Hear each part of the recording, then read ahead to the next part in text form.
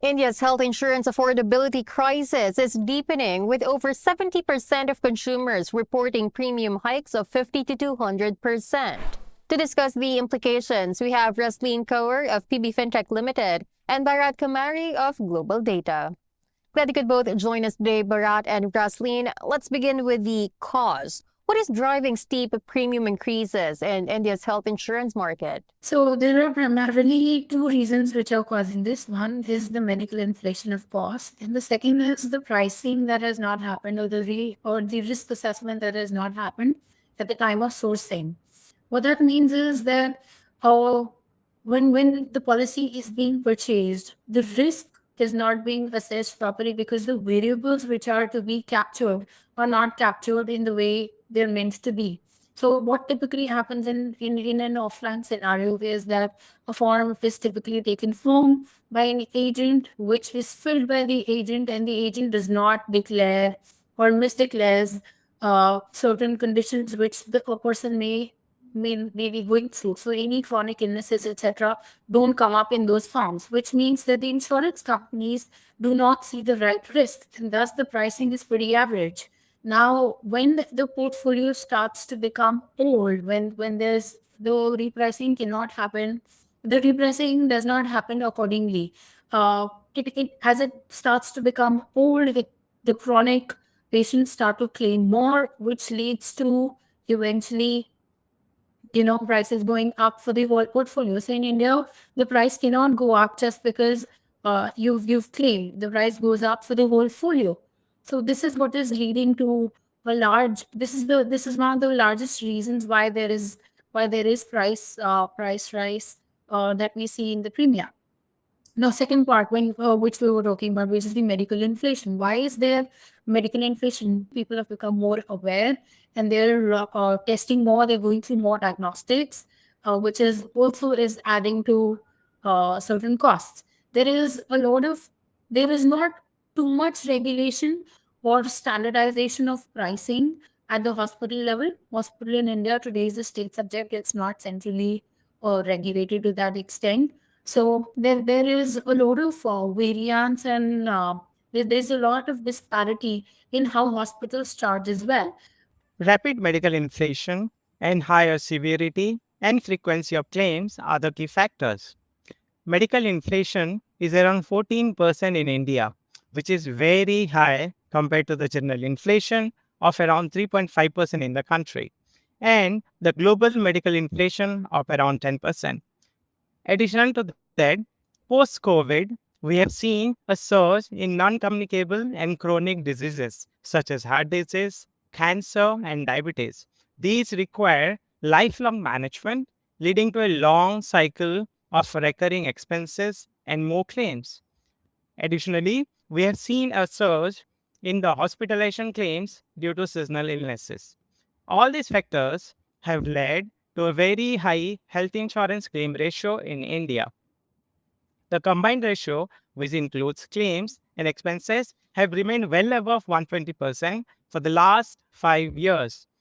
As the industry has been running at losses for such a long time, insurers have now feel compelled to increase prices. But just for a better understanding on this, where is the biggest cost pressure? Would you say it's on hospitals, claims, or old portfolios? Both old portfolios and hospital claims. That's why we were coming up with something.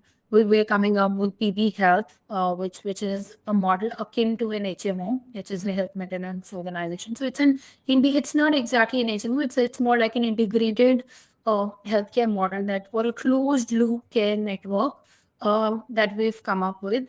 This helps in taking care of bridging this gap of pair.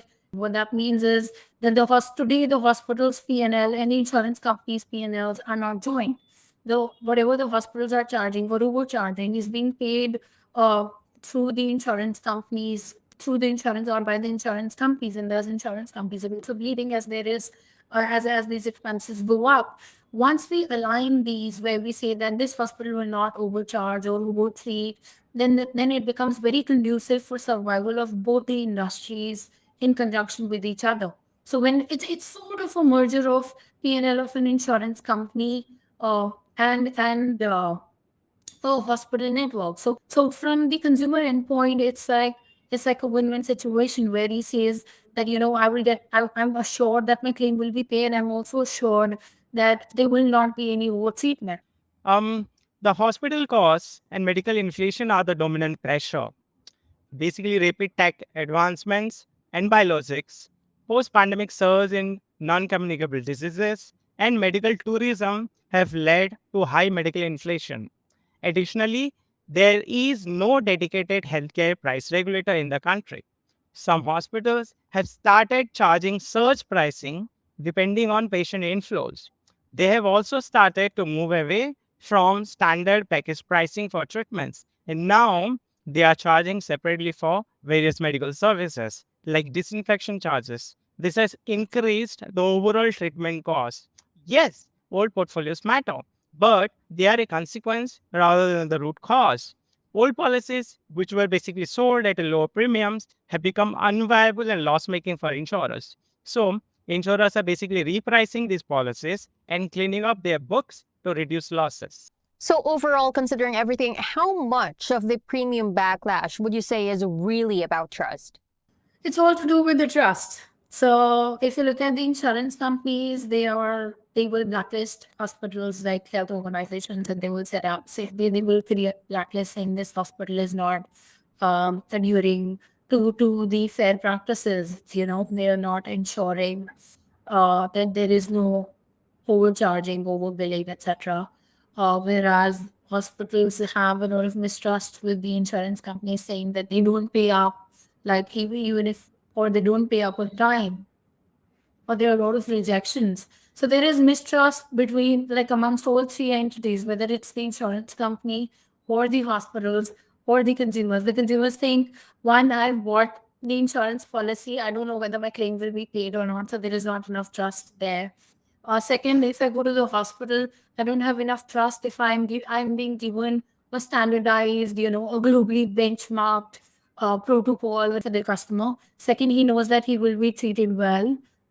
Win-win for the customer. Insurance company knows that there will be a larger market share, or there'll be newer people coming into the fold of insurance. So win-win for them as well. And they also know that their claims cost will be contained. A material share is trust related. Premiums have increased 200 to 550 to 200% in the last 3 to 4 years. Insurance companies need to be more transparent about these price increases and efficiently communicate this to the customers. This has not been the case so far, leading to a lot of distrust among the consumers. Additionally, what we have seen in the last few years is a lot of claim rejections and partial settlement of claims. There was 41% increase in health-related grievances raised by consumers in the last 2025. This has further increased the consumer backlash as they feel even after paying high premiums, they are not assured of prompt and immediate claim settlements. Thank you so much for sharing your thoughts, Raslin and Bharat. Hope you can both join us again soon. Thank you. Thank you. Once again, those were Raslin Kaur, Head of Corporate Strategy and Investor Relations at PB Fintech Limited, and Bharat Kamari, Practice Head for the Insurance Division at Global Data. For more news, visit insuranceasia.com.